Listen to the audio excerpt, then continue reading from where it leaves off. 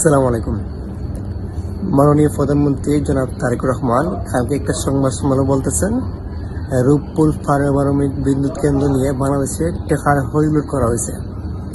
উনি উদাহরণস্বরূপ বলতেছেন, বাংলাদেশের প্রতিবেশী একটা রাষ্ট্রের মধ্যে সেম ক্যাটাগরি, সেম আয়তনের, সেম ক্যাপাসিটি একটা পারমাণবিক বিদ্যুৎ কেন্দ্র তারা মাত্র 15,000 কোটি টাকা তৈরি করছে। আর একই ক্যাটাগরি, একই কোয়ালিটির, একই আয়তনের, একই ক্যাপাসিটির পারমাণবিক বিদ্যুৎ কেন্দ্র আমাদের স্থাপন করতে লাগছে 96,000 কোটি টাকা। যদি আমি একটু স্পষ্ট করে বা খোলামেলা করে কই, আমাদের যে রূপপুর পারমাণবিক বিদ্যুৎ কেন্দ্র আছে, এটা পরিপূর্ণ করতে প্রায় 96,000 কোটি টাকা লাগছে। আর প্রতিবেশী কোনো এক রাষ্ট্রের মধ্যে এরকমই তৈরি করতে মাত্র 15,000 কোটি টাকা লাগছে। এই ছিল আমাদের পারমাণবিক বিদ্যুৎ কেন্দ্রের ইতিহাস। তো এটা শুধু পারমাণবিক বিদ্যুৎ কেন্দ্রের প্রেক্ষাপট না, এটা বাংলাদেশের প্রত্যেকে মেগা প্রকল্প এরকম বাস্তবতা হয়েছে।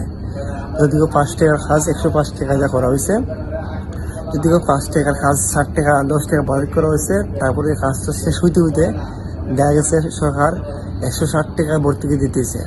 প্রত্যেকটা কোন মেটেরিয়াল কয়েন, কোন নদী কয়েন, এক কথায় বাংলাদেশের যত মেগা প্রকল্প আছে, প্রত্যেকটা মেগা প্রকল্পই এরকম বাস্তবায়ন করাইছে। এখন যদি আপনি মনে করেন আওয়ামী লীগ আমলে এরকম করা হয়েছে, তা না। বাংলাদেশের 56 বছর বয়সে যে সরকার এসে যে যখনই ক্ষমতা এসে যেহেতু মেগা প্রকল্পটা তৈরি করছে, সবাই এরকম হরিলুটের বা একটা লুটের একটা প্রকল্প তৈরি বা একটা পরিবেশ করছে।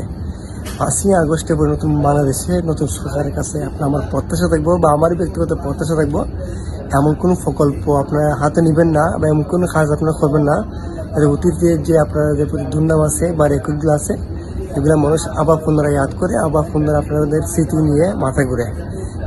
দয়া করে আপনারা নিজে সচেতন থাকবেন। আপনারা প্রত্যেক নেতা কর্মী, লোকাল পর্যায়ে করুন, আর মাঠ পর্যায়ে করুন, কেন্দ্রীয় পর্যায়ে করুন, সবাইকে এরকম সচেতন থাকার আহ্বান করবেন বা সহযোগিতা করবেন।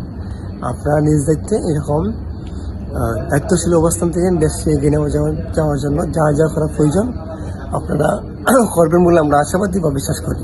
ধন্যবাদ।